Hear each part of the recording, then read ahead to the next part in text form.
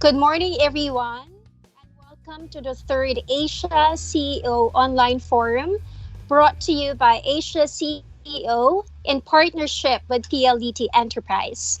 Before we begin, please bow down our heads and join us for the invocation.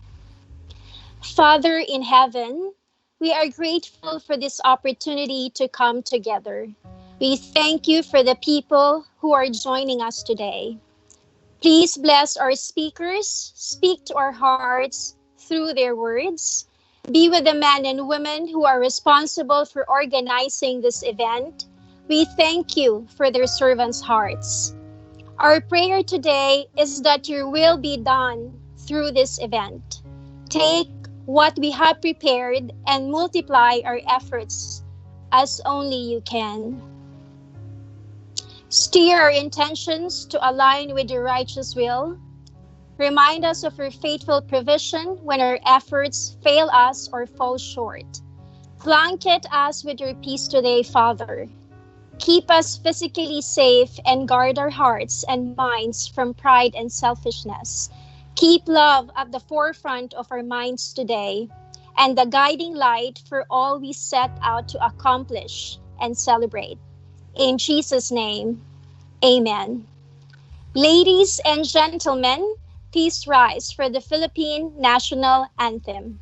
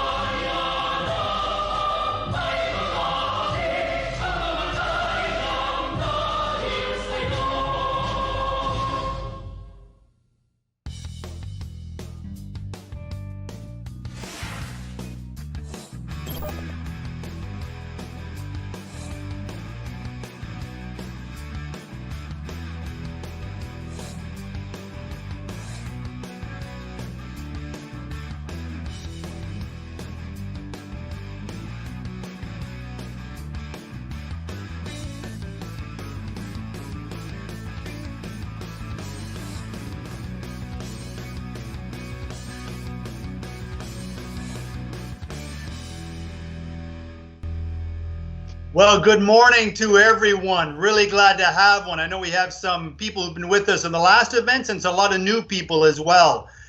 These have been probably the most interesting times that we've all experienced in our lives. And it's so, traumatic, but it seems like we're going back to normal. While we hear this, and starting tomorrow, we're going to do that, and many other countries are doing the same thing. But we're also hearing a lot of companies laying off large numbers of people and even shutting down their operations. So it's a mixed bag, and a lot of countries don't yet know what to do in businesses. So we're going to hopefully get some feedback and ideas for what we can do to move our businesses and enterprises ahead. So we have some fantastic speakers today. I'm not just saying that lightly. Let me go through a quick roll call. Our first speaker will be Jojo Gendrano. He's head of marketing for PLDT Smart Enterprise. Glad to have you, Jojo. Next, we'll have Bernie Villegas, considered the nation's most prominent economist. Where's Bernie? There he's coming up any second now. He will give us insight. There's Bernie, looking good. And a lot of ideas about what sectors will move ahead, which ones will not. Next, we'll have Bruce Winton. He's the cluster general manager of Marriott Group. I believe they're the largest certainly the largest international group in investing in the hospitality industry in Philippines. So a lot of interesting things from Bruce. Next, we'll have Christophe Vasiche. He's the country head of JLL, the region's largest real estate advisory firm. How can we, Christophe is coming. There he is, big smile on his face, looking nice. And then lastly, the highlight, we will have Secretary Bernadette Pouillet of the Department of Tourism. And we're really pleased to have her. I know she's in a lot of interviews and TV discussions, and this is probably the most tumultuous time of her career, I would say. There's Bernadette. Very nice to have you, Secretary. Okay, so we'll get going right now. So our first speaker is Jojo Gendrano. He is head of marketing for PLDT and Smart Enterprise. He previously spent a decade working on Wall Street for Goldman Sachs and other organizations, returned to Philippines in 2013 to take a prominent role with PLDT Group. So, Jojo, pleased to have you, and we'll look forward to some interesting insights on what the future looks like and how you kept all of our networks working together. I think it's one of the few things that kept on working through all of this. Thanks, Jojo. Thank you very much, Richard, and a very pleasant good morning to all of our viewers. So on behalf of PLDT Enterprise, it is my pleasure to be joining you all for today's session as we discuss how life and work after COVID may look like, the new normal, or day zero, as we would like to call it in PLDT and Smart. As we all should have realized by now, there is simply no going back after this, but that necessarily doesn't have to be a bad thing. Initially, we came into this mode of work thinking it would be a temporary situation. We were so focused on instigating a sense of normalcy that we didn't realize this period would actually be history in the making. But in fact, the longer we're able to thrive in this situation, we find that we're all the more resilient and agile. And that, to me, should be the guiding mindset. We have no choice but to survive, thrive, and evolve. Similar tectonic shifts have happened in our past and will continue to happen during our lifetimes and for the generations to follow. One thing that's interesting, though, or defining, is that with COVID, every possible walk of life was affected at the same time. An interesting analogy that I heard during a webinar by a prominent business school is a comparison with the previous global crisis, which was the global financial crisis of 2008. If each industry was represented by parts of the human body, the global financial crisis was like a devastating heart attack, which then required the heart to be strengthened, else it would continue to affect every part of the human body. COVID, on the other hand, is like taking a hard fall into a ditch when hiking, where all parts of the body are bruised and injured. Those parts of the body are like industries. All are affected, some parts more than most, but all have to cope and transform so that we can get out of this ditch or ravine. And we cannot guarantee that we will never fall again. We at PLDT and Smart are honored and driven to play a critical role in this transformation. We are front and center in the state of necessary connectedness and will work with you to help you through your journeys. We're also evolving with you at the same time, and allow me to share some examples as to how we at PLDT and Smart are making our transition. With ECQ and GCQ still in full effect across the country, connectivity and technology stand as our key lifeline and drivers of normalcy. As we have also been impacted by COVID, we needed to be extra creative, detailed, and resourceful in managing the way we maintain our networks and ensure that it runs at peak quality. We have seen at least a 20% increase in overall usage, but now with tropical depression, which is now a typhoon, Ambo is in town, it added another dimension in needing to be agile to mitigate risk from possible damage its rains and winds might bring. This has required us to be resourceful given the varying constraints imposed by unpredictable situations. While not perfect, it is necessary for our business and all of our customers to remain operational. We've also been surveying our employees, and it is fairly unanimous that most are working more hours than ever before. We try our best to keep a keen eye out for employee well-being, but we're proud to also say that productivity has also been at an all-time high. There have been so many attempts to go paperless, for example, in the past, and here comes COVID, and now we're paperless almost overnight. Meetings are more frequent, but shorter and more effective. Quarterly updates are now monthly. Monthlies are about weekly, and we have 15 to 30-minute daily stand-up meetings as well. And along with increasing everyone's digital quotient, I think everyone in the entire organization have become better public speakers and also faster typers in a short amount of time. Pretty much every facet of the organization has been disrupted by the pandemic. But again, while this isn't the most comfortable thing, being flexible enough to adapt to change is what has allowed us to deliver on our promise of providing the best possible customer experience. In particular, we at PLDT Enterprise are focused on making a positive impact on every single business.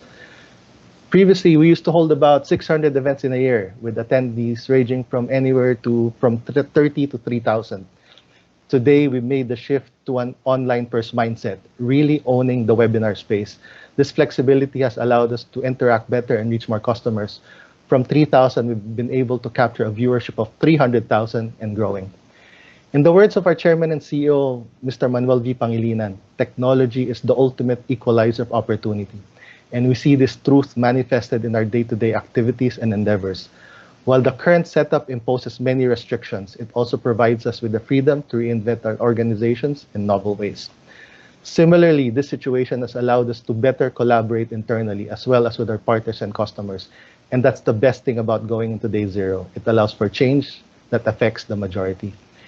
And while we're still in a period of transition, studying what best practices can and should be across industries, we're holding discussions with our clients to have an intimate understanding of what the market today needs. Let's face it, there's no longer a one-size-fits-all solution because this period is so volatile. But this only serves as an opportunity to be closer to our market and deliver services relevant to their needs and requirements. As you can see, yes, we're headed towards an all-new normal, but that's a good thing. Change is happening before our very eyes, and it's allowing us to reinvent ourselves for the better. In the words of the late General Electric CEO Jack Welch, change before you have to. And if I may add to this, I'd like to say, change before you have to. It's the only way to thrive, whether in work, play, or life. Thank you very much. Okay, thank you very much, Jojo. Yes, that's so interesting because everyone we spoke to, how many of them say that this work from anywhere, work from home thing really does work, and it's really going to change the future once things turn back to normal. So thank you very much, Jojo. We'll have some questions for you a little bit later. So we'll get on to our next speaker. And we're really pleased to have Dr. Bernie Villegas. He's considered the nation's most prominent economist. He's been advisor to most of the country's presidents for the past 30 years. He also, if you ever studied or ever took an economics course somewhere, it was probably him that wrote your textbook. And he also goes around the world promoting Philippines as a premier business destination. So very pleased to have Dr. Bernie to give us an overall broad view of the economy and recovery. So please welcome Dr. Bernie Villegas. Good morning to all of you. I'm glad to be back with the PLDT forum. Let me start by saying that the moment there is more freedom of movement of people, goods, and services, and we don't know exactly when that will be, I'm hoping that by the second semester, we'll have a lot more freedom.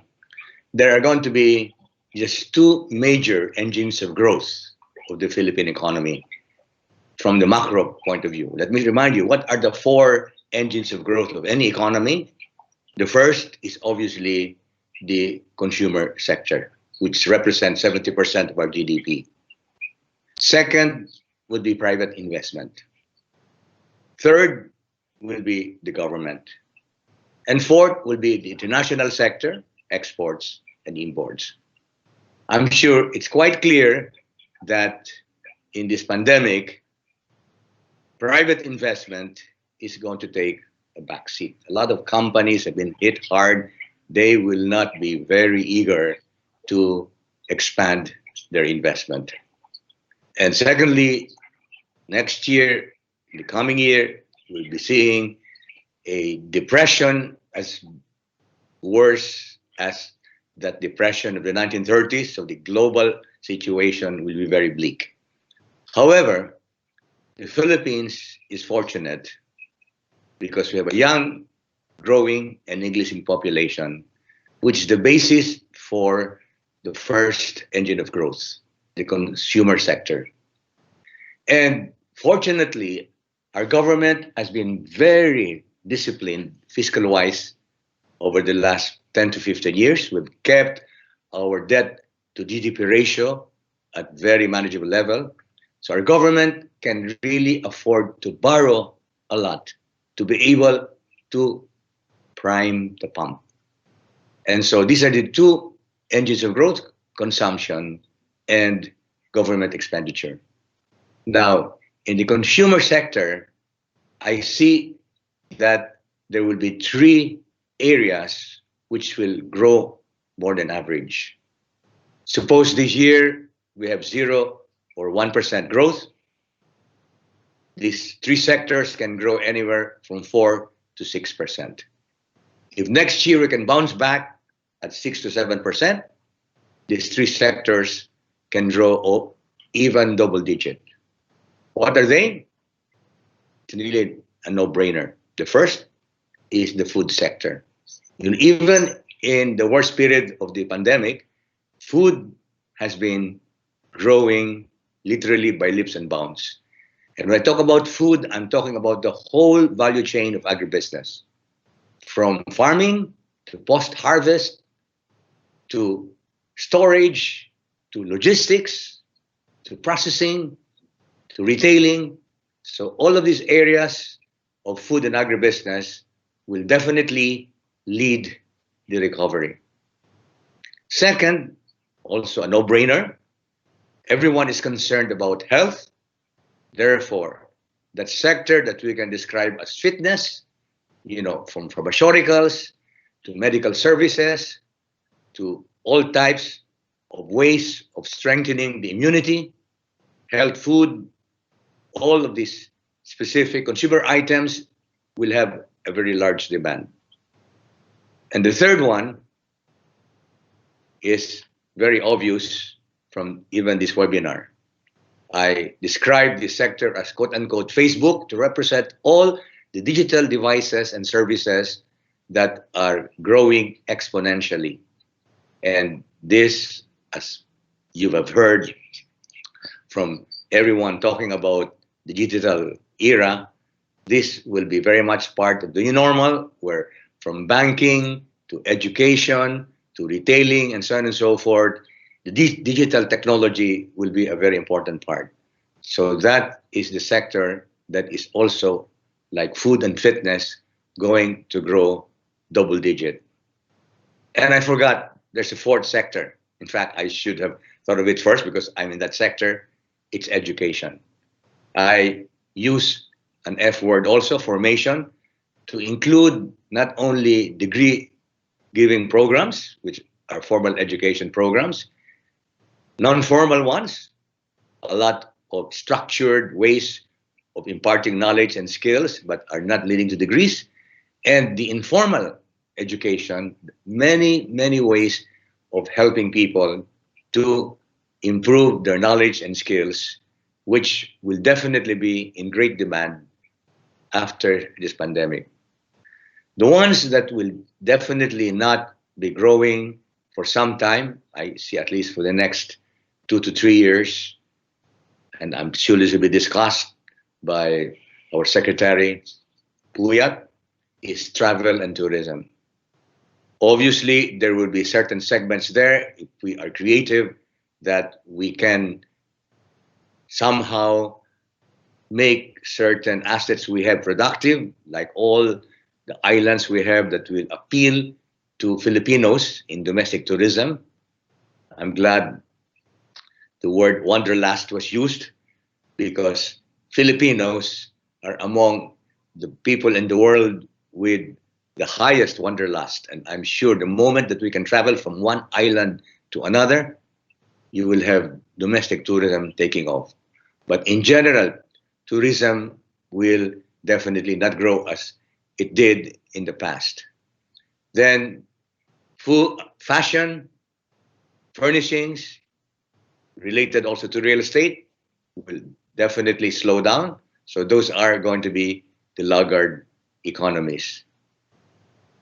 Entertainment that I put together with tourism, to the extent that entertainment can be delivered through the digital mode, which is Netflix and other ways of entertaining Filipinos from the lowest income households to the highest income households, I think entertainment can also bounce back rather fast. So these are the sectors, the leading sectors. I refer to them as the emerging industries, and the lagging sectors, I refer to them as the submerging industries. So this is how I see how the recovery will look like. And on the part of the government, obviously, the build will continue. You will have a lot, especially of infrastructure building in the countryside. And I think the government has all the necessary resources, I said, because the government is stable enough fiscally to be able to borrow a lot. And there is much that can be borrowed abroad because a lot of international funding agencies precisely have very few options. And the Philippines is always cited as one of the most promising emerging markets in the coming years. So I hope to answer questions later on. So these are my views about the post-pandemic economy. Thank you. Okay, thank you very much, Bernie. Yes, that's interesting. I hope we don't have to wait the full 2 or 3 years for some of these sectors. But yeah, we'll have some questions later on, Bernie. I'm sure there'll be popular ones for you. Okay, our next speaker is Bruce Winton. His formal title is Cluster General Manager of Marriott International. Marriott has 5 major world-class hotels, very large facilities in Philippines, but have in construction and advanced planning stages for another 15. So this is a major focus for this global organization and important for the world's economy, because when investors first come to Philippines, they need to stay at a premier facility like a Marriott. So we'll look forward to hearing Bruce's story. He's also past president of the American Chamber of Commerce, and he even has a Filipino wife. So he's really drank the Kool-Aid for Philippines. So please welcome Bruce Winton of Marriott International. Welcome, Bruce. Thank you, Richard, and good morning, everybody. So, well, following in the footsteps of Bernie, as with his economic outlook, it's true that hospitality, travel, and tourism is generally been at the bottom of most of the charts and graphs that we've been looking at for the last 3 months. So how are we dealing with that in our industry? I have to tell you that hoteliers, we're obviously social animals, and we're in a very social, high-touch, highly personal environment and workspace. And so it has been difficult for us. But, you know, we weather every storm. We're hardworking, we're resilient, and we're definitely creative. And it's by nature and by function that we are that way. So with those qualities, we shall engage with the challenge and the recovery ahead. So, you know, we've heard the word unprecedented, rock bottom, things like that, just thrown around. Arne Sorensen reported Marriott International's first quarter earnings just recently, and we had a 90% drop in net income compared to 2019. So that really does, you know, put it into a global perspective. This is unprecedented and it is global, but we still remain optimistic. I was the one using the word wanderlust earlier. You cannot stop people. I think locally we can all agree that Filipinos will continue to go out to eat. They will continue to desire to get together, and we just have to be prepared to deal with that responsibly and quickly, and that's what we're doing. So to sum up our priorities, I'll start with number one, which is to, first and foremost, we're focused on taking care of our people. We are in the people industry, we're not in the hotel industry. And looking after our people right now is our number one priority. So we're trying to protect jobs, we're trying to protect people's financial, emotional, and physical well-being, and instituting programs that support all of that. it is difficult. Some of the SMEs are really struggling. Some of the bigger players have a little bit deeper pockets and more resources to be able to support and manage through this difficult time. So first and foremost, we're focused on taking care of our people, protecting jobs, and keeping everybody working as much as we possibly can. To do that, focuses on our second priority, which is to kind of reopen the industry as safely and as quickly as possible. At the moment in the NCR particularly, we probably haven't hit the bottom yet because, through tending to the essential services, returning OFWs, the BPO sector, etc., there is still a little bit of traction out there. And we're actually doing better than many other markets, both domestically and regionally. So I think as we move into the general quarantine, that's where we may sort of bottom out, and that's what we're looking at. So how can we continue the operation of our hotels safely, securely as we move into the general quarantine phases? So we're doing that now. We're working hand in hand, public sector, private sector, coming together with new standards for cleanliness, safety, sanitation, and operations. That we can meet the expectations of our consumer, build confidence amongst them, and also service the needs that they still have and want. And people do still want to go out to eat.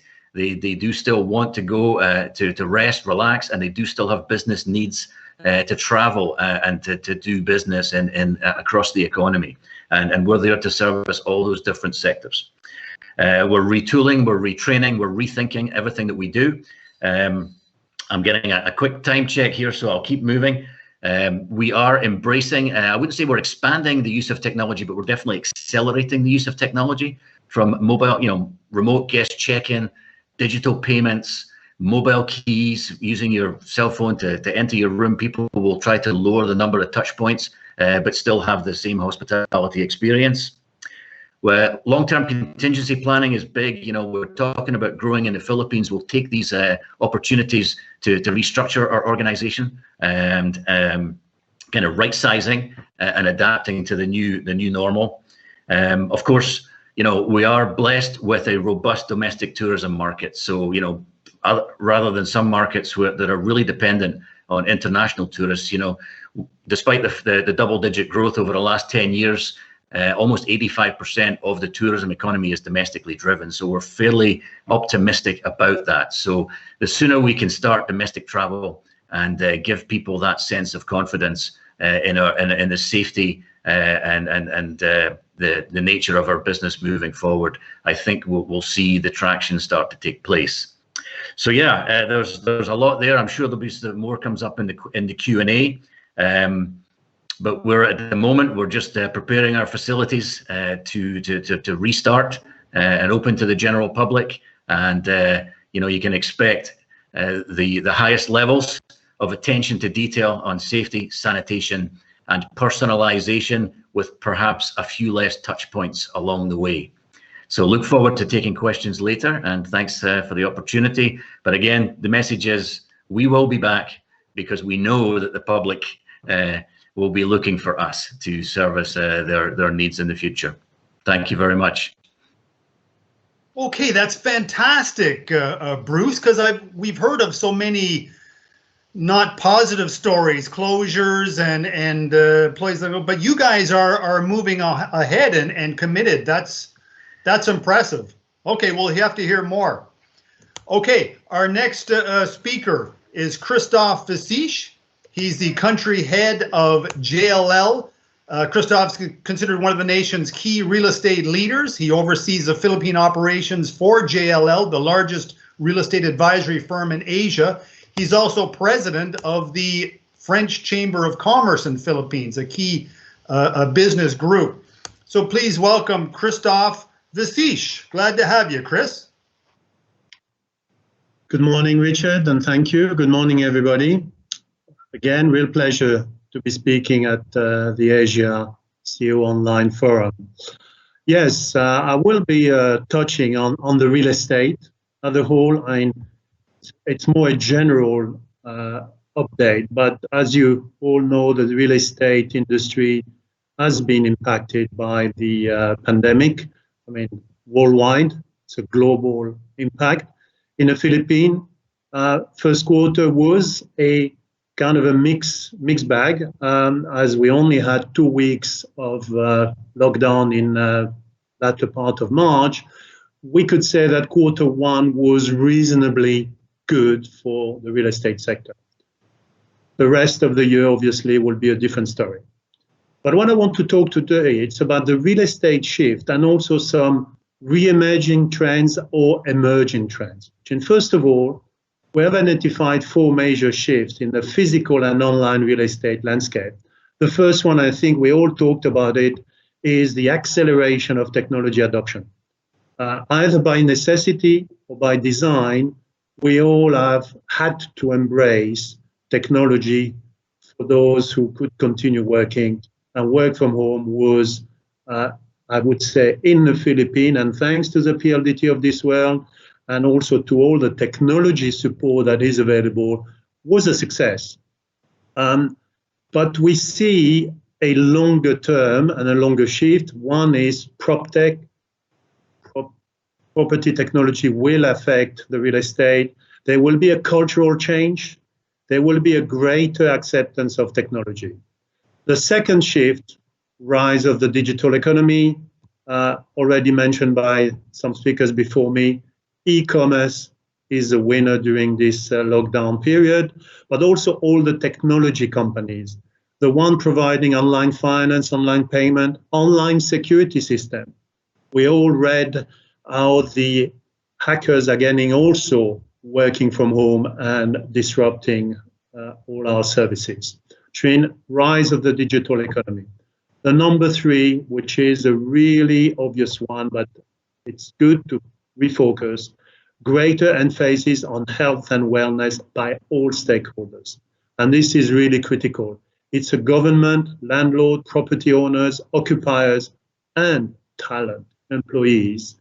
We all will want, and Bruce mentioned it, to feel safe in where we work, where we stay, where we play, where we live, what we consume. And this is going to be a huge update. The last one on the shift, cities. The future of cities will be revisited. A lot of discussion on redesigning them, redesigning building, office, retail space, food and beverage. Obviously, the workplace will be impacted. Living, leisure, and travel, for sure. And the last one is the communal area. We will have to rethink until a permanent solution is found to the pandemic, which would be a vaccine. How do we use communal area? This was on a 4 major shift. We also identified some future bright spot. We have to say this is not doom and gloom. There is a big economy next to us, China, which has reopened before us, hopefully should stay open, and this is a driver. In whatever capacity you assess China, it's still a global driver for any economy recovery. We also seen in a real estate sector in China what we call the green shoots. These are office sector, some retail, residential that are regaining traction. We believe that in the Philippines, one of the future bright spots will be the IT BPM, the BPO, the outsourcing, and the POGOs if they are allowed to remain in business. The office sector in general should be the first recovery driver for the real estate. We also see the residential sector to underpin this demand and recovery, and most likely it will have to be reshaped in a more online type of residential buying or letting, but also online facility payment. Philippine Real Estate Investment Trust, REIT. We believe REIT will benefit from a conclusion trend that I will mention, which is we have seen a clear assessment that the real estate sector, brick and mortars, does generate some better return for investors. And money will be readily available in the real estate. Government policies, we expect some recovery package, tax rebate. Really, the government will be a huge driving force in a recovery. And the last one, obviously already mentioned, build, build, build. This program will never stop, cannot stop, and we think that this will contribute to the recovery from the real estate point of view. And I would like to conclude my small speech by taking you through 5 global emerging real estate trends, because they are global, but they are coming to the Philippines. Some have already emerged, some are kind of accelerating. The first one, which really has an importance for the Philippines, is the growth in corporate outsourcing, because this has a direct impact on the IT BPM. There will be an increased demand for new workplace design, including more digital, flexible, and health-oriented working solution. And a lot of companies will be looking at outsourcing some of their in-house services. This is a positive. There will be, and I already touched on it, a flight to safety in real estate. Real estate continue to offer better relative returns in comparison to other asset classes, and this will continue to grow. Urbanization, the pandemic will not stop long-term urbanization. Cities are growing, cities are receiving more and more talent workers. However, we think the pandemic will prompt a rethink in urban design, increasing the imperative to develop truly scalable smart city solution. And this is more than having a paper design. This will be concrete rethinking of smart cities. Technology, remote working technology will stay long over the pandemic resolution. It is most likely a strong factor to increase the pace of post-industrial revolution. We all, at different level of surprise, discover that work from home is a viable solution to a certain level. And the last one, sustainability. A strong proponent, GLL, is doing a lot of work to ensure that we do construct sustainable building, that we do sustainable fit out, but also the sustainability is shifting to the well-being. Sustainability was more about concrete, brick and mortars, was more about preserving the planet, energy saving. Sustainability is moving towards well-being, which is about people. And this is, for me, maybe one of the most global and local emerging real estate trends. People will become the center of whatever we do in sustainability redevelopment. That's it from me. I'm looking for responding to any question further down the event. Thank you very much. Very good. Thank you very much, Christophe. Yes, the remote working, COVID has shown everybody that remote working really does work, and it's going to open up a lot of jobs, like you said, for the next wave of business process outsourcing, especially into the provinces. So it's very exciting from that perspective. Okay, but our next speaker, so thank you very much, Christophe. Our next speaker, we are so pleased to have her, Secretary Bernadette Pouliot of Department of Tourism. She's a key leader in the Duterte administration and certainly one of its most popular people, it seems, from what I read and so forth. We had her speak before at an event, perhaps maybe a year or so ago. She spoke for us, and she was just an absolute delight. We had to stop the event after she finished her presentation because everybody wanted to speak to her on stage. So we're really pleased to have her today. Please welcome Bernadette. Describes probably the most challenging time in her life.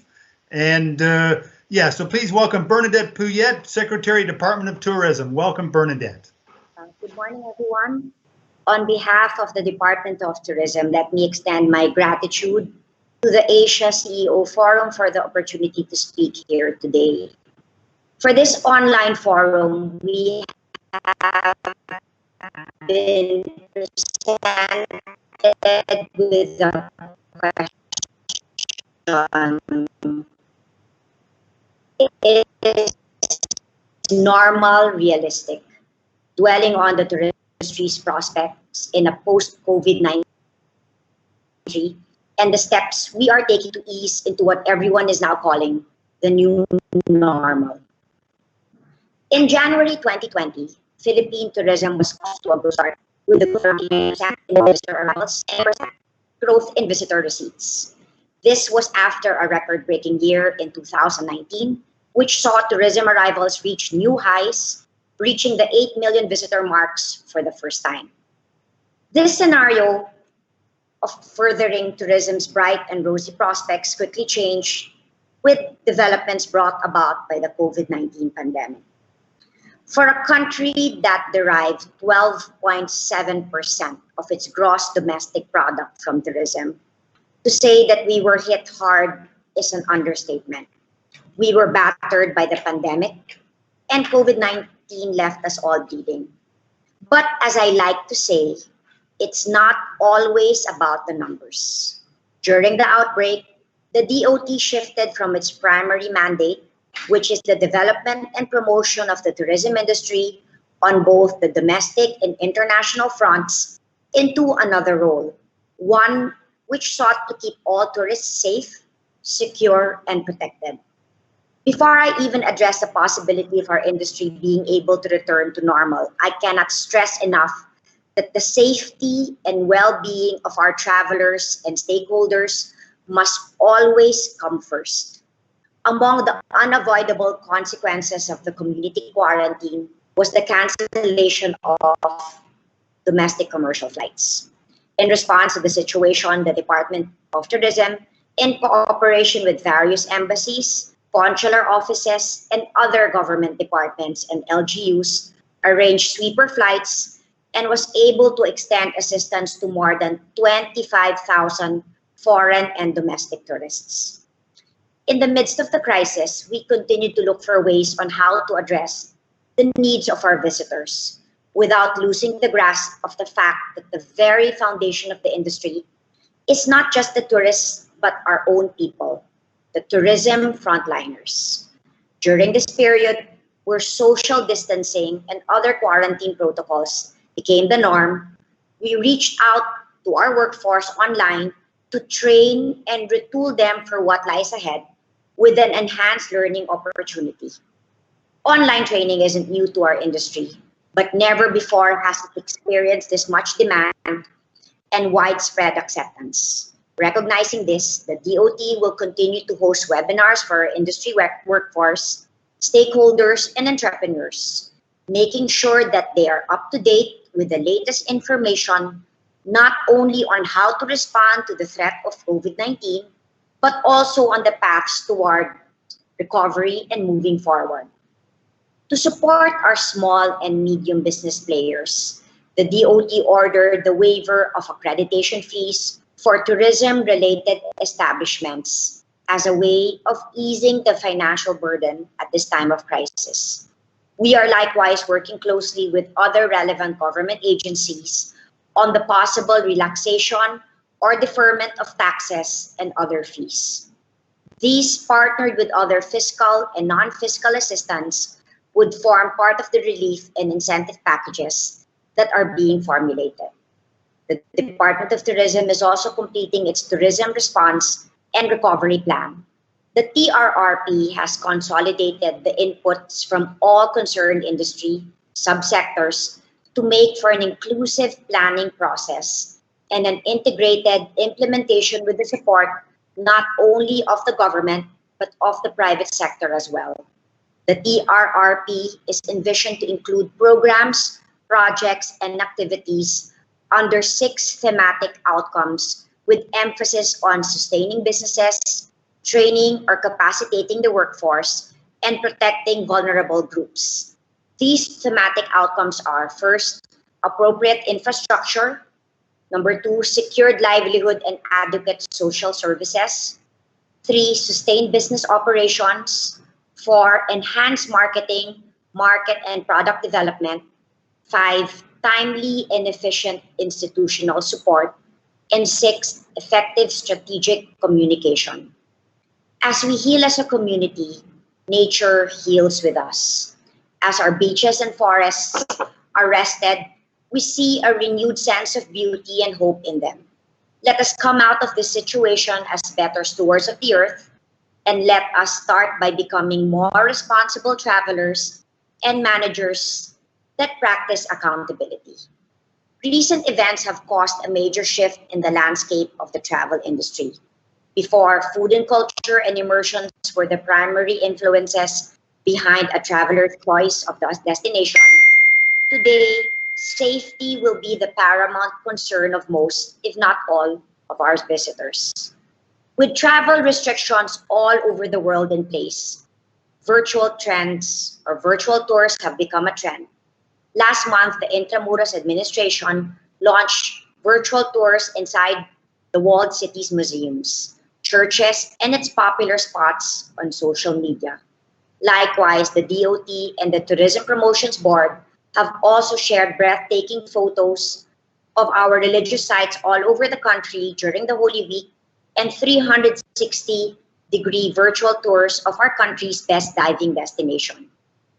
The DOT stands behind the United Nations World Tourism Organization's message that by staying home today, we can travel tomorrow. Amplifying that message for would-be travelers, we launched a global campaign called Wake Up in the Philippines.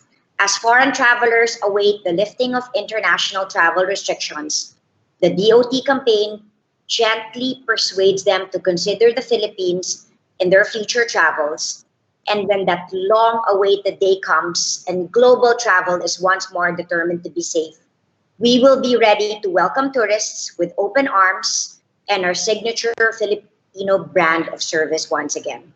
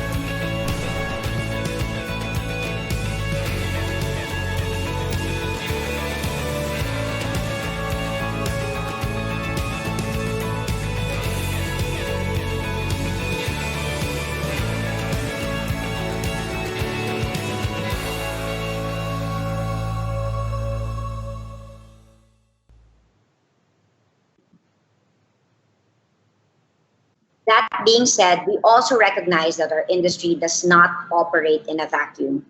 As demonstrated by this pandemic, our path is shaped in part by what happens on the global stage.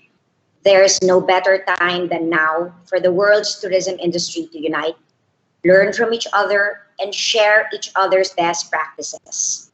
As a proud member of the ASEAN, we recently reiterated our commitment to support ASEAN tourism's road to recovery, banking on the unity of the tourism industry to ensure that we will endure and overcome these trying times together.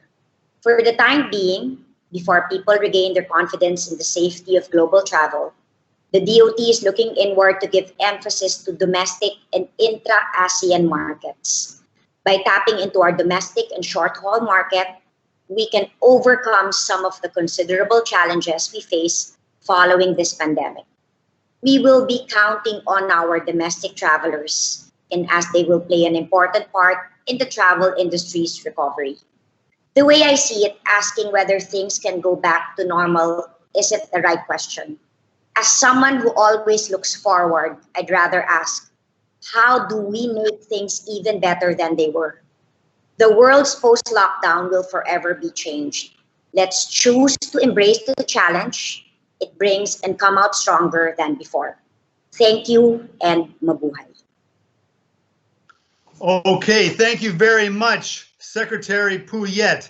That was very optimistic, and so lovely to see that you do have a positive view for the future. But I'm sure it's been a difficult time. I know it's yeah, very. So people, if you can send some messages of support to Secretary Pouillet and her people, we'll collect them and send her. Hopefully we can make them feel as good as we can.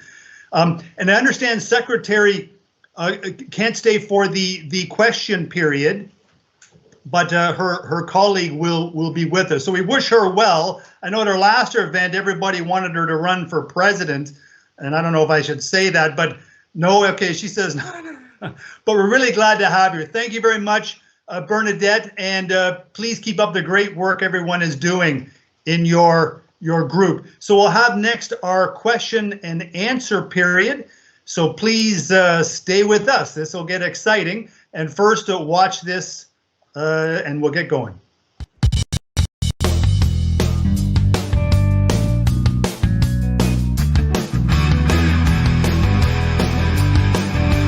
Key in your questions, comments, and suggestions via the chat.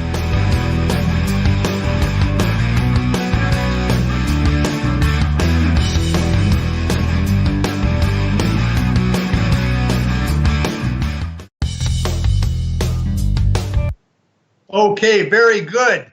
Glad to have everyone here, and I'll welcome the new member of our group, Undersecretary Bong Bengzon, on the bottom left corner, looking good with his headphones on, a nice smile there. And so he's with a key guy within the Department of Tourism, so he'll talk about any questions to do with that. But first of all, if I could just start off with a general question for everyone. It's been a tumultuous time for many of us just staying in our home, can't exercise. But what have we learned about working from home? What have we learned through this crisis? Anybody want to start? Who'd like to go first? Start? You want? Sure. Yes. Well, I'm sure many of you will agree that using all the digital devices and applications, we have been a lot more productive working at home than having to go to the office, enduring horrible traffic, wasting a lot of time. I think we've made use of our time definitely more effectively during this lockdown. Those of us, of course, who have professions which involve meeting with others, and especially as an educator, giving classes online, even mentoring one-on-one. So working at home has been terrific. And that's why I think the new normal for educators, even if we can go back to the classroom, in the new normal, we will still retain part of our education through online means. And so I think that will definitely be permanent. We will combine classroom with online instruction. So we will call that blended learning. And I think the same thing with board meetings. We discovered that our attendance of board meetings has even been better because, well, most of the people were at home. They had no conflict of schedule. And so I'm sure in the future, a lot of board meetings will be held online. So this is one of the things I learned during this lockdown. Yes, I think everyone's talking about that, about how productive we are, and I think it's a surprise to anybody. Anybody else? If I may, so just very quickly so while working from home is an interesting balancing act, just to me personally, it further reinforced that it is so empowering to be working in the telecommunications industry, as to what we're working on is helping make an impact.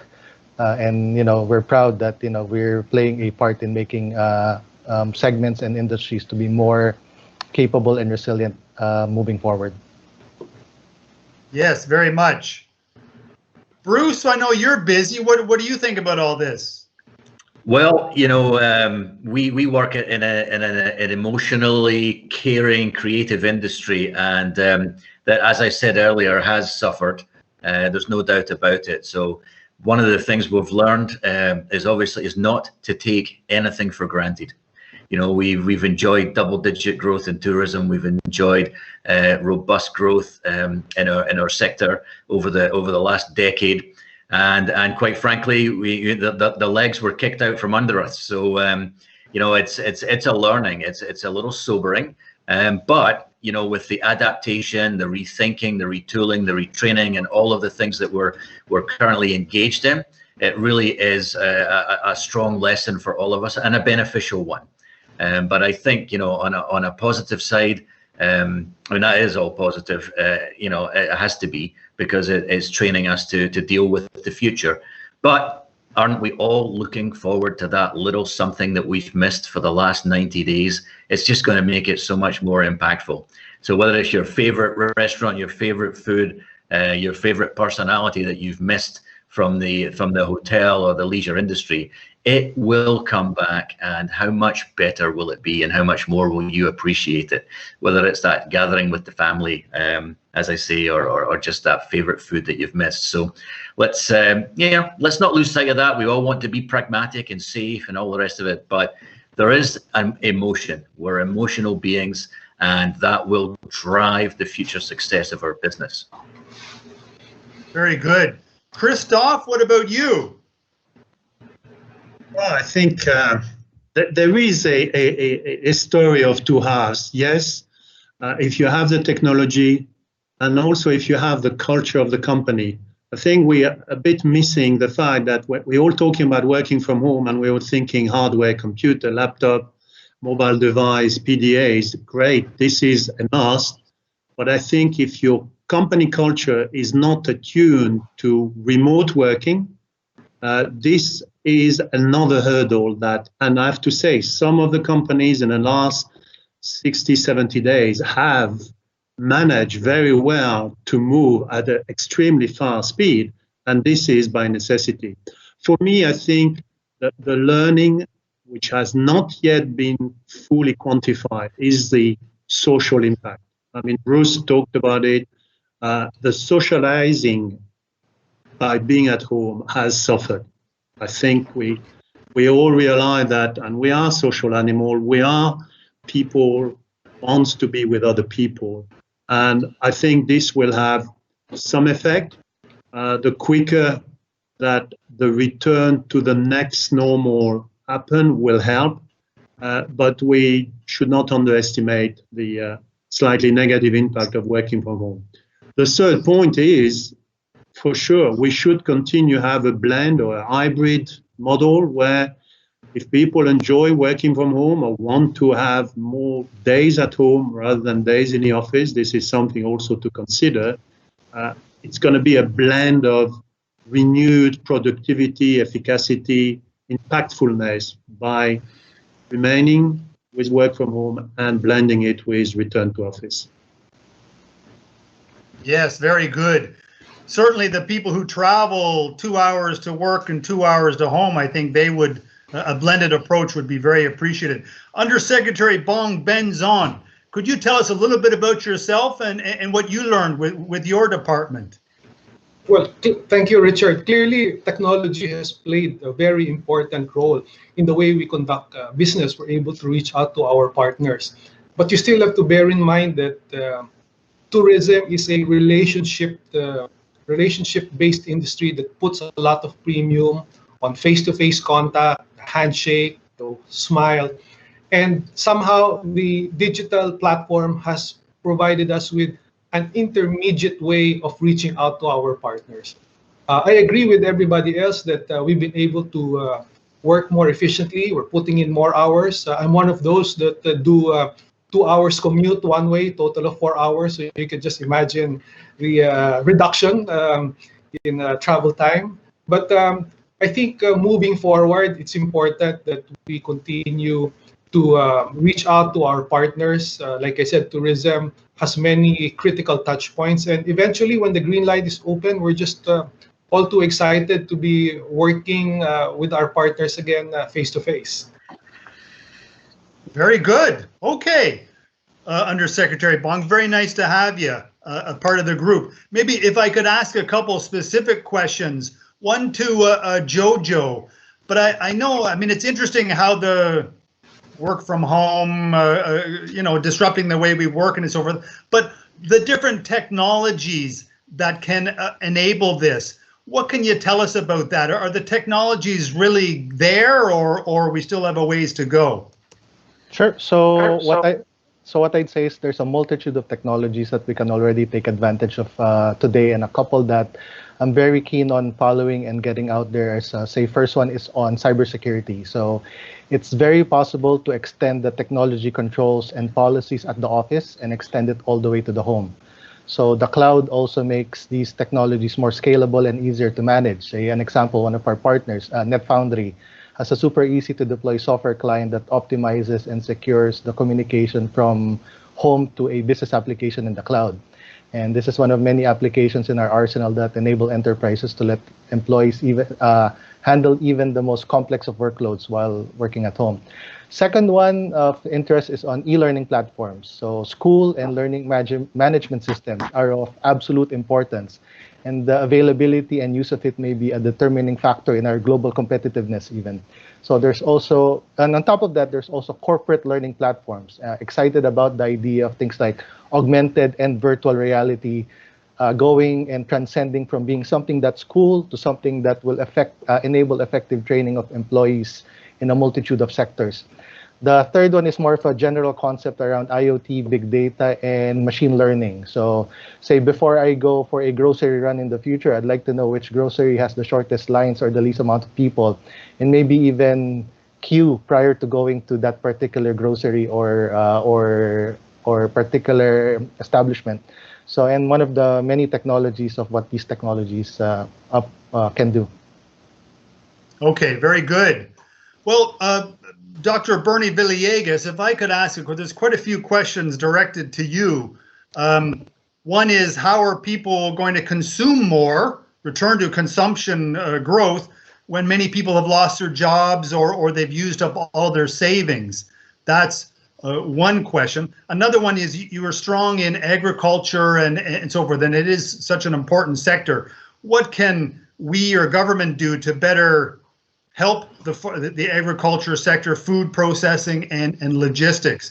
Do you have any comments on that? I know it's a lot of material. Thank you very much. Well, first of all, I'm a contrarian in the area of overseas workers. I don't think there will be a big drop, as some alarmists are saying. Our overseas workers, I've followed this sector for the last 20 years.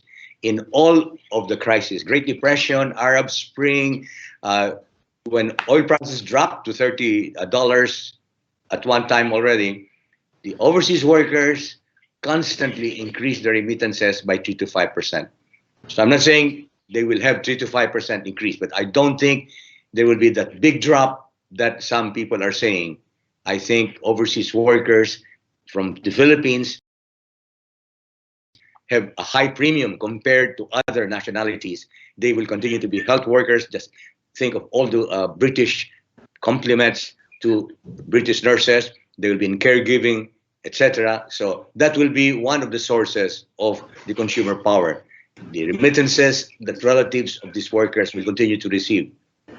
Second, the BPO IT, as has been mentioned, will definitely continue to be a source of earnings for knowledge workers. I'm sure they will continue to have at least $20 billion of earnings, and convert that into what I expect to be the exchange rate closer to 53 than to 51 by the end of this year. That is also a source of purchasing power. Then, as I mentioned, the government will be active in pump priming, not only in actually giving cash subsidies to 18 million households. They will spend a lot in build, employing a lot of construction workers. So those are the sources of purchasing power that I see. Then, okay, yes, sorry.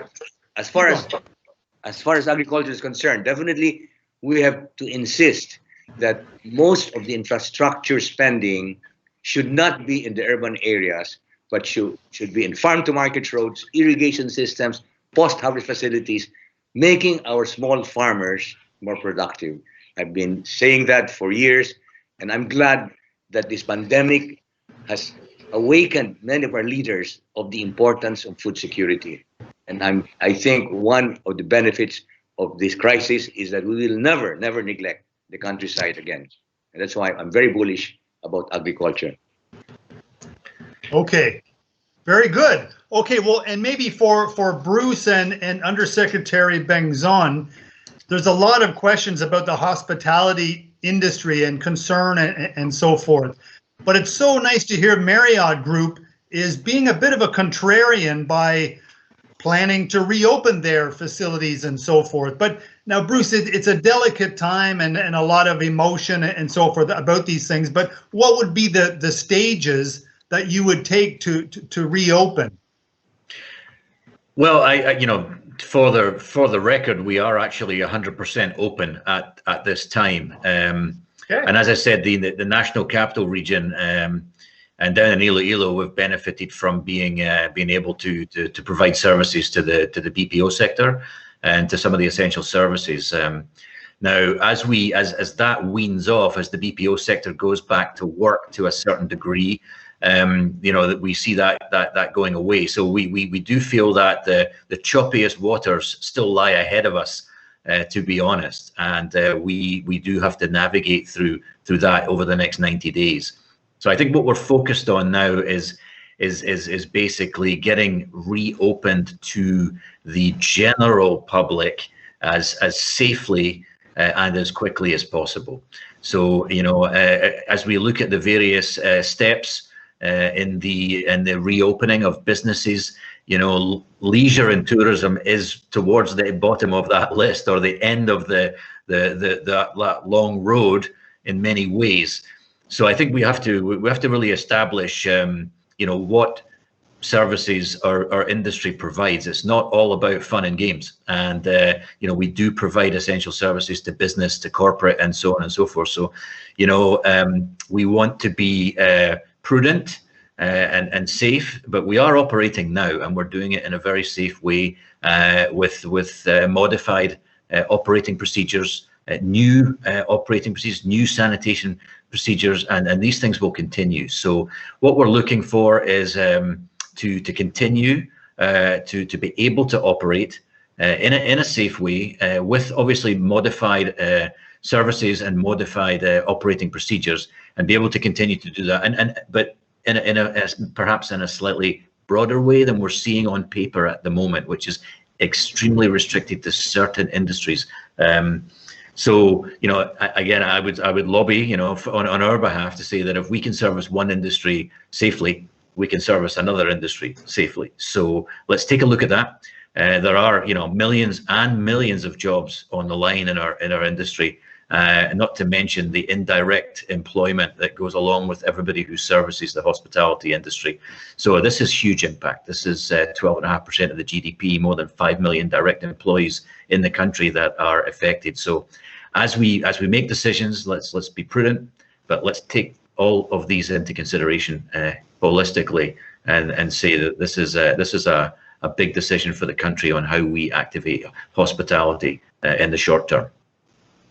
Absolutely, and it's also very important, like you said, for the economy from an investment side, because international investors, when you're new to a country, you want to stay at a world-class name that like a Marriott, and so it's really important. And if there isn't facilities open, they're not going to come. Undersecretary Bengzon, I know Secretary Puyet gave us a fantastic broad overview. Do you want to give a bit more specifics on that and what you might do to bring back the industry? What's your insights, sir? Well, as we've mentioned many times over, we strongly feel that domestic travel will really help the industry get back on its feet. 2 years ago, there were about 110 million domestic trips taken by Filipinos, contributing about 3.2 trillion pesos. And even during the difficult times that we had with inbound travel because of the numerous advisories, in many cases, it's the domestic travel that has really kept many enterprises afloat. The return to domestic travel will be gradual, but it will be steady. What's important here is that destinations are able to provide the safety and health protocols that the new wave of travelers will be looking for. And from a product development standpoint, it's also important for host communities to know what kinds of experiences the new travelers will be looking for. And we feel that many of them will opt for land travel in the meantime. They will opt for outdoor experiences, low density but high value kind of tour package. So these are some of the things that have to be taken into account when we do market development and product development. Yes. Okay. Interesting. Okay. Well, we wish you well. And Christoph, now another key sector has been your sector, the real estate development sector. And there's so many cranes still, in the middle of construction projects, and so many more that are in the early stages. I mean, you talk with a lot of the real estate developers. It's a major employer and major opportunity for the nation. But what are you hearing? Are they in a trauma coma stage, or are they going to get back to work, do you think? Well, they're definitely going to go back to work. I mean, as you notice, the construction industry is the first on the list on the modified ECQ. Obviously, a lot of constraint, like all of us. The feedback we have is whatever project is or has been launched, and when we say launch, I would say more than the foundation, they will continue. Office sector especially, we all agree at different level that this will be the main driver of recovery. In the area where project may have been about to launch or on still early stage, some of them may be put on hold, some of them may disappear. But I think the main thrust will be to finish and complete what has been started for the office sector. Residential, we heard different stories. Residential, some of the projects that were definitely on the paper, most of them have been put on hold until next year for review. And same story, whatever has started or has been launched will be completed. What we see also is the shift to industrial logistics supply chain with the online boom, the e-commerce, the technology, the need for more space in modern warehouse is becoming even greater than 3 months ago. And a lot of developers are talking to us to see what's the investment model to enter into this new asset class, which will become one of the pillars of the recovery, because we all agree we will continue working from home, we will continue ordering online, even if our favorite restaurants are reopened. The volume of demand will still have a huge satisfaction through the e-commerce online channel of delivery. This is what I can say. I mean, it's not cast in stone. There's lots of discussion, and I think the message we all want to send is let's reopen intelligently, safely, and start recovering. It will be a long road, and some sector will take longer because they are more acutely touched. But I think overall, the fact that we are back to a certain sense of next normal, I think this will kind of clarify some of these talk which are at very early stage in the real estate industry. Okay, that's interesting. And maybe that takes me to the last question of the day. So what do you think will be the lasting impact of this crisis on our economy or even our personal lives? Christoph talked about online e-commerce and warehouse space and so forth.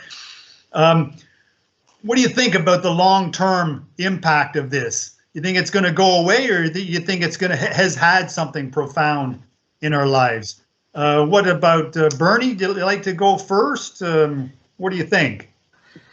Well, I'm glad you asked that question, because I think that we should use this crisis to refocus on people. It was mentioned by Secretary Puyat. and by Christoph that we should not be so concerned about GDP growth rate. I don't care if it's 6%. We have to think of what will be happening to those 18 million households that the government has been very concerned about in giving them subsidies of 5,000 to 8,000 pesos a month. I think that should be our main concern from now on. I think too much obsession with GDP, 8%. What we have to be concerned with is what happens to the lower segments of our population. And one of the things that I would definitely have everyone contribute some insights to is how do we implement this Balik Provincia movement. And I'm glad that Bruce mentioned Iloilo. There are areas right now that are more attractive than Manila in terms even of growth in the past. Davao, Iloilo, Bicol, many areas. If you take a look at the so-called gross regional product, Manila has been a laggard over the last 10 years. And that is why when we talk about Balik Provincia, we should look at those statistics and instead of just saying Balik Provincia in general, bring back people to Iloilo, to Davao, to Dumaguete, to General Santos, and think of what can be done in those more promising regions of the Philippines. And I, in fact, sometimes would like to see Manila's infrastructure deteriorate faster so we can somehow come to our senses and we move out of this hell and go into these other very attractive regions. So that's my take right now. Okay, that's good comments. But you're right, Iloilo in some of these locations. Anybody, I know we have viewers from around the world, across Asia and North America, Europe. So if you ever come to Philippines, you don't have to just go to Manila. Go to these other locations because you will be very impressed and very happy to be there. What about you, Bruce? I know it's you're in a very high-touch industry, but what do you think about you and your sector? Well, I think, it's for all of us, it's really important to, to take stock of what we've learned from this experience. There's a lot of things we can put to work, and it could be personally or it could be professionally. So I think we're all, we should all, and probably will all take a little bit more care of ourselves. The health is wealth. At the end of the day, that things have been pretty bleak for many in recent weeks, and I think we've all really established what's most important in life, and that's our health and our family. So let's I think that's the priority. Look after yourself, look after each other, and then let's see. I mean, I think we touched on the the working remotely. That's never been done in the hotel business generally, apart from maybe less than 1% of our businesses work remotely. But we've definitely opened up an opportunity that could be higher than that and get a few more cars off of EDSA. Just having people stay at home and be just as effective. It won't transcend all of our industry, of course. But again, I still go back to that you cannot take the socialization out of humankind. And we have to believe in that. 2 weeks after, a week after 9/11, there wasn't a plane in the sky. This is more global. This is bigger, and it will take more than 2 weeks to 2 months to get back. But it will come back. There's no stopping us. There's no stopping us. I mean, we live in a global economy. The world's become a smaller place. We will be more conscious. I hope we all wash our hands more often. I hope we all take care of ourselves and have good health. But let's keep on traveling. It's essential. It is, yes. And Filipinos, you can't keep them away from socialization and high touch. That's right. They're the most wonderful at it. Jojo Hendrano, what are your thoughts on lasting impact? I think as within the telecommunications industry is we will just continue to strive to make our network better, and we're trying our best to keep up with the demand. And kudos to our technology teams who have a much keener eye on capacity and performance, as we need to meet demand, but at the same time sustain, if not improve, the user experience and performance. So we had to adjust a lot of things as the demand transitions more to the residential areas. We've had to reuse frequencies. We've allocated for 5G and use it temporarily for 4G and LTE for now, just so that we have adequate capacity. So it's that level of detail and planning is going on into our network to ensure that we keep that we can continue to meet demand. And at the end of it all, I think after all of this, the best part is we will all come out a lot more effective and resilient. It will take some time, but I surely believe that will be the case. I think so too. You've got a big opportunity, particularly from the BPO sector. I know you are delivering thousands and thousands of devices so that people could work from their homes. But I think the next phase is, especially mothers, it'll really open up employment opportunities for them in the provinces. Correct. To be able to, so it's a big opportunity. We got to keep focused on that. Christoph, what do you see as some of the lasting impacts? In general, and especially in real estate, I think we move, or we accelerating from being business centric, company centric, to people centric. And I strongly believe personally, and some of the emerging trend, that we will do things from a more individualistic, personal point of view. The cities are going to be built around the people living in these cities. The government decision will be made around improving the life of its citizens. The urbanization will not only be driven by people moving to urban cities to work, but also to have a certain quality of life. And the whole technology, online sustainability piece will become higher on the agenda of the investment community and the country investment. This is what I would say is a lasting impact. Okay, very good. And lastly, Undersecretary Bengzon, what can you tell us? Well, I think we all agree that there's been a lot of reflection, a lot of refocusing among us over the last 2 months. And this pandemic has really made, or has resulted in major adjustments in almost all aspects of life. But I think what's important here is that moving forward, to echo what you mentioned just a while back, maybe we can set aside first the fixation with numerical indicators and put the welfare of people at the center of it all.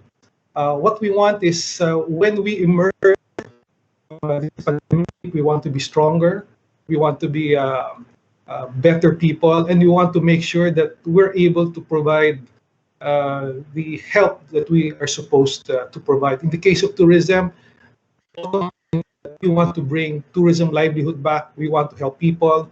We want to help local communities. So that will be the focus of our efforts in the months and the years to come. Yes, okay, very good. Well, keep up the good work, and please out there, if you can make some messages and comments of support and appreciation for our friends at the Department of Tourism. I'm sure this has been the most difficult time of their entire lives. Even Bruce, I think he could use a bit of picking up. He's usually a bit more peppier, I think. He's pretty good. So thank you, everyone. I know we had, I don't know, hundreds and hundreds of people from around the world. I don't know how they find out about all these things, but I'm so glad to have them with us.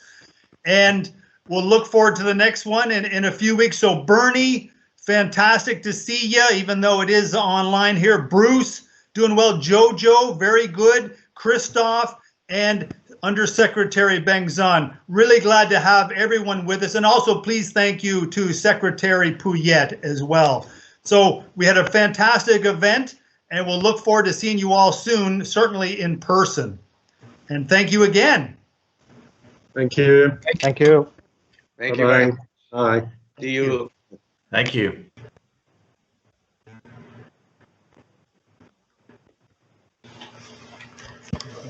Okay, and so next we will have a closing message a closing message from the CEO of Asia CEO Forum, Rebecca Bustamante. So just 1 second, here she is.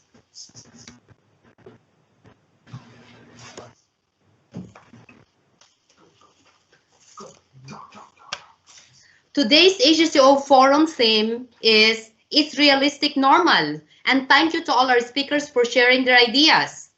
As Dr. Bernie Villegas said, food, agriculture, logistics, healthcare, e-commerce, education will continue to grow. So thank you for that. We also have Jojo Hindrano, VP of PLDT, and he said new normal is a state of agility. We simply have to adapt to keep evolving. While Bruce Winton is so exciting, the GM of Marriott said, Marriott will be back. That is very exciting. While Christo Visick, the country head of GLL, said, BPO will continue to grow in the Philippines. So we don't have any problem with that. While Secretary of Tourism Berna Puyat said, Philippines will be even better than normal. So that is very exciting. While Yusek Bong Binson said, tourism will bounce back despite of the pandemic. And again, we have so many viewers and questions from around the world, from Canada, US, New Zealand, Australia, Malaysia, and around the world. So thank you for sharing. Thank you for joining, and looking forward to see you on the next event. Filipinos, let's continue to work together. We have to become more stronger and united to hit Philippines a first world country. Salamat at mabuhay. Stay safe.